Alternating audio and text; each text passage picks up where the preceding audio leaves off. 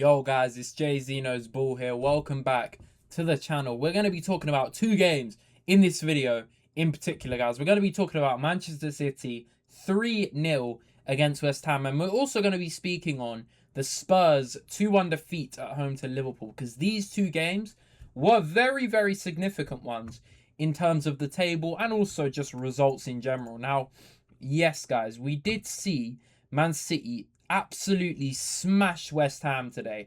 I did manage to catch pretty much all the goals. I was basically having lunch, late lunch, and I turned this game on because I thought, why not watch a bit?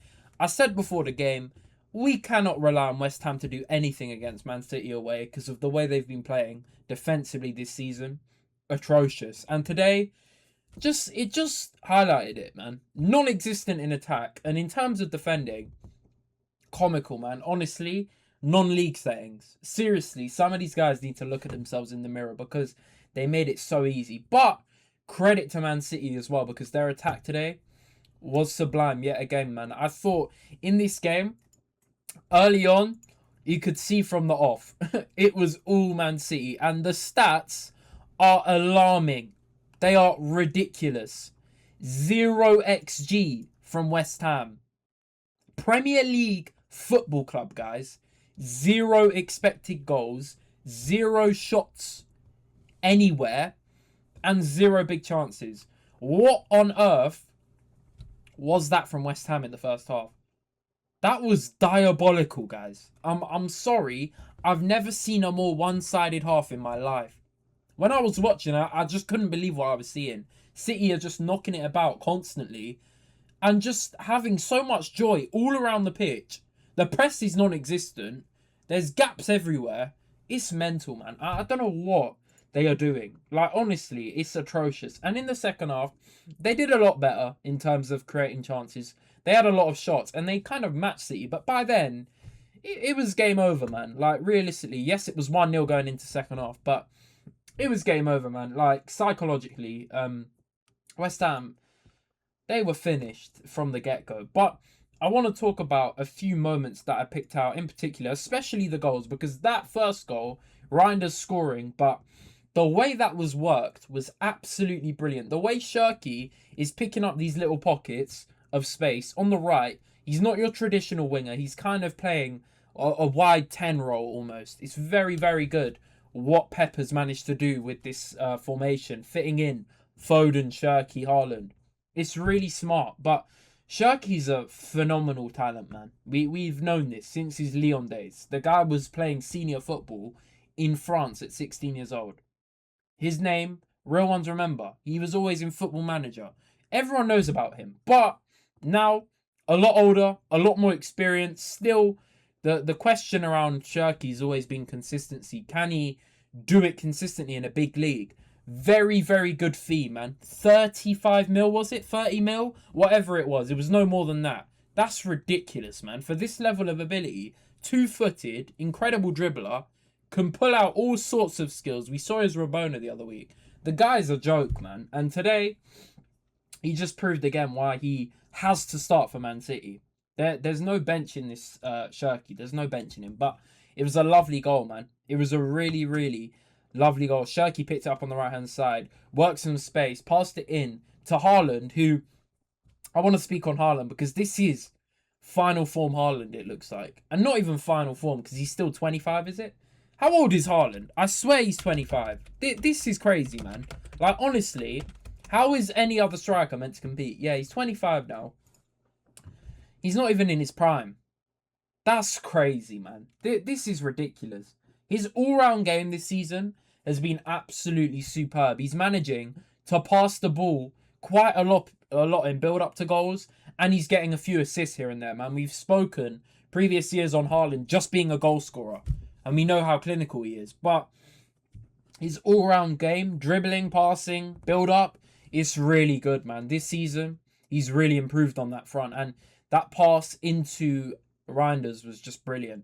Lovely layoff for Reinders, who just has to kind of tap it home almost. It's begging to be scored. Like, it's such a well-worked goal, but that was 1-0 from Man City, and from then on, you knew what was going to happen, man. It's game over. 1-0, 2-0 down, sorry. it's game over because Haaland, obviously being the machine he is, managed to get a goal in the first 5 minutes. No surprise. The amount of finishes this guy has, by the way, it's ridiculous. No matter how he scores, it doesn't surprise you anymore, and it hasn't for a long time because he can do all sorts of finishing. But yeah, man, big up Haaland, man. Incredible performance from him today. But yeah, obviously I want to talk about Nico as well. Nico Gonzalez filling in for Rodri really nicely. I think he's kind of cemented his spot in this City team with Rodri's absence. Nunes as well, being very good, stepping in right back. Sometimes defensively gets caught out, but going forward, I mean, his crossing's been on point for a lot of assists or build-up goals, if you want to call it that. And O'Reilly as well has been very good in left back. Donnarumma as well. What a bargain. The transfers they've done, they've gone under the radar, kind of. A lot of people aren't talking about them, but Donnarumma's been a brilliant acquisition, man. Really good. You could see with Ederson, it was kind of coming towards the end for him in terms of not as reliable, but Donnarumma's probably the best keeper all round in the world. So, yeah, man, it's looking scary. It is looking scary. And as an Arsenal fan, their attack is clicking, man. Foden in the form of his life again. Back. Last season, obviously, didn't have a good season, but this season, he's been consistently good. Really, really good attacking setup, man. Really frightening for a lot of teams. But West Ham are just diabolical, man.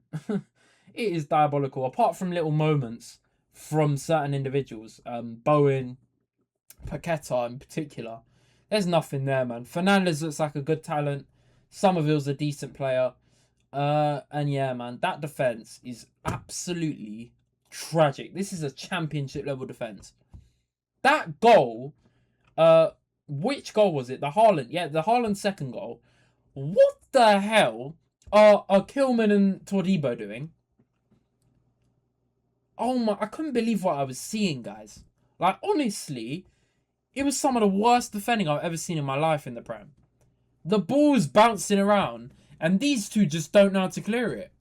They're both kicking the ball, and they're not managing to clear it. I'm thinking, what the hell are you doing? If I was a West Ham fan, I'd be going ballistic. Kilman cost them like 40 mil as well. Oh my God, Wolves? I know you're shocking, but you're laughing at that one. Oh my God, that was atrocious. And I feel very sorry for Areola, man, because a lot of the times he buries them out in games, man. He really bails them out. He made 5 saves today. And he just doesn't get any help from anyone in front of him. It is poor, man. It's so poor. But yeah, big up City for that win, obviously. And more importantly, I want to talk about Tottenham at home to Liverpool. Because this game right here was the El Midico. El Shitico, El Midico, whatever you want to call it. This was a terrible game in terms of quality, man.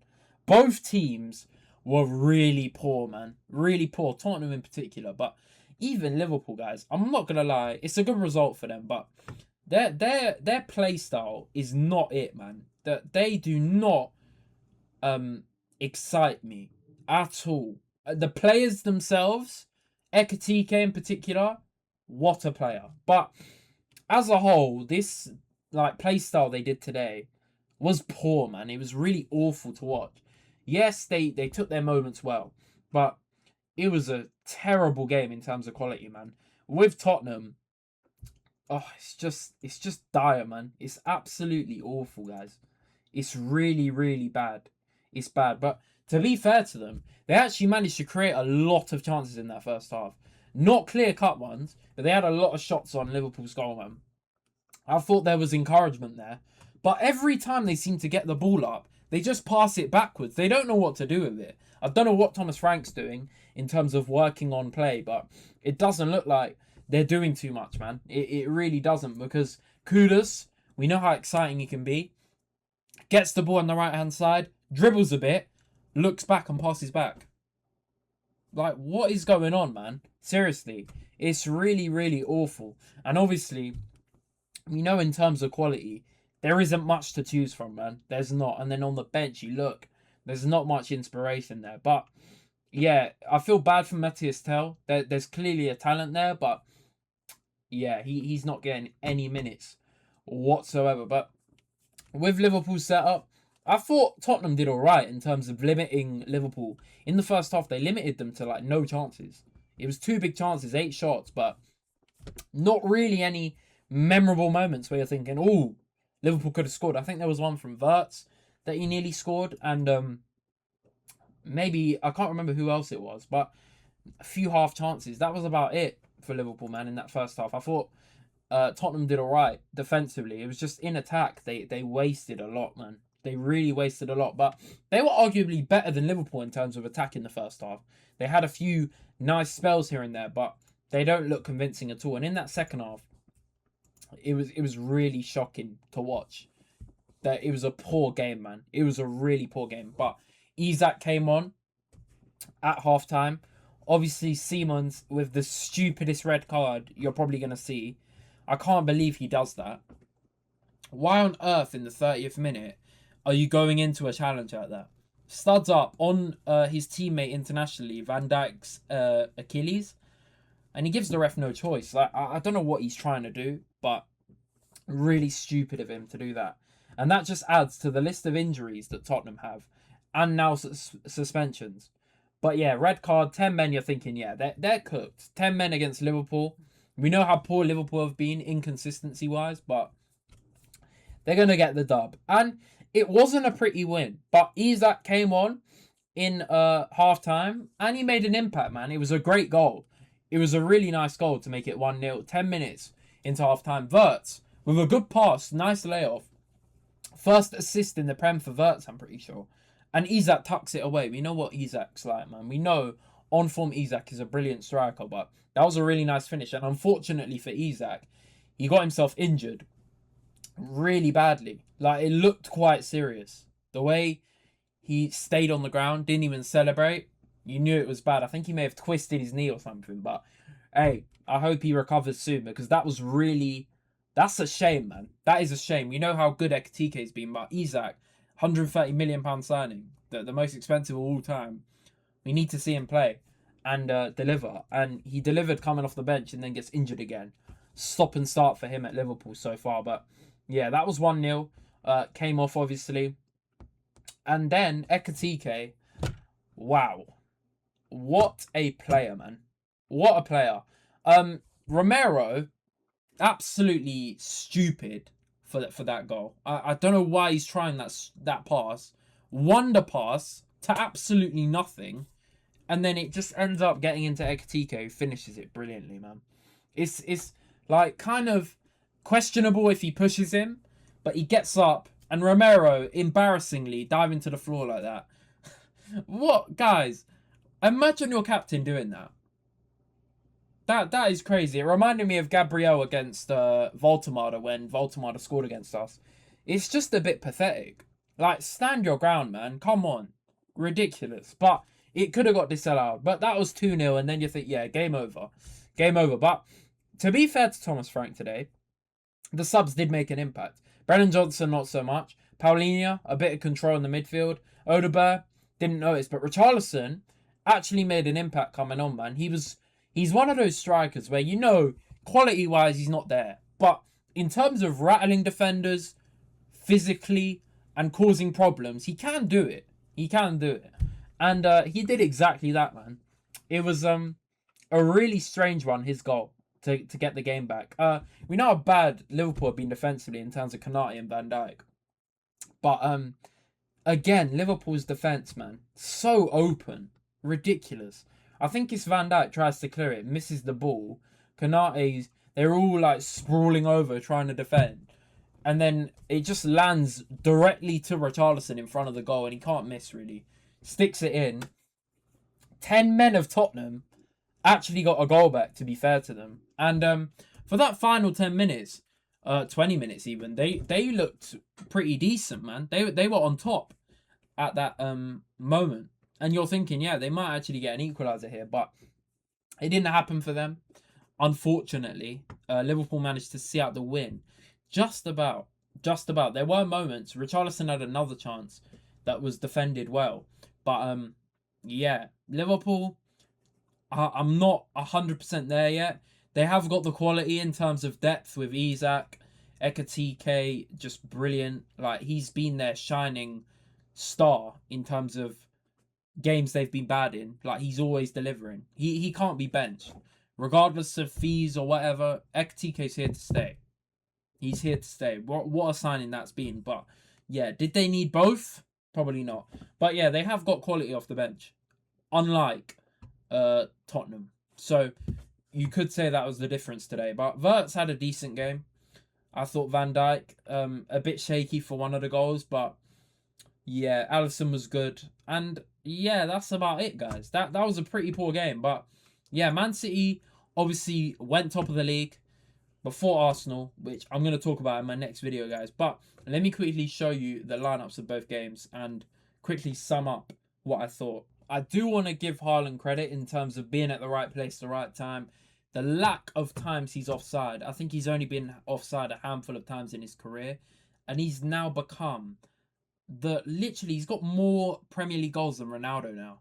Yes, Ronaldo is more of a winger, but it's just mad the amount of people he's surpassing in terms of all-time records. I think he's now equal Drogba as well in like 100 less games, something like that. Crazy, crazy stuff. But this West Ham defense, man, I'm not going to get over it, guys, because it was comical for all of the goals. Terrible, man. Absolutely shocking, man. Hey, Nuno, I feel for him because what can you do with this setup? The defense is just championship. It screams it. It really, really does. But yeah, City, crazy. Deserved win. Absolutely battered West Ham, who offered nothing in this game. And yeah, they went top for then. But Tottenham, this was just stupid. But I didn't even talk about the Romero red card. As a captain, I can't believe what I was seeing, man. The way he did that on a yellow, after making the error he did for one of the goals, he ends up costing his team again. But for some reason, I can't remember, was it a kick out or did he just like clip him? I think he clipped Konate, went on a yellow, like really stupidly. I remember watching it back. I was like, what is he doing? Like, guys, come on, man. That is ridiculous. He's a decent defender. Like, he's a good defender, but that is poor, man. We've seen this countless times from Romero over the years. And it's just not leaving him, man. He's got that rashness in him, which costs his team. But obviously, they were going to lose anyway. It was like in the final few minutes, but it was still poor, man. Now, 9 men Tottenham obviously lost, and it's looking dark. It is looking very dark because if you look at the Premier League, Tottenham are now 13th, below Brentford. You know how crazy that is? The team that the set-piece coach took over from is above Tottenham that Frank has taken over and spent money to improve. That is embarrassing. I'm not going to lie, guys. That is ridiculous. That's ridiculous. But yeah, obviously Arsenal top of the league. I'm going to make a video on that very, very soon. But yeah, let me know what you guys think down below. Make sure you smash the like, subscribe if you're new. It's been Jay-Z Knows Ball, and I'm out. Peace out, guys. Take care.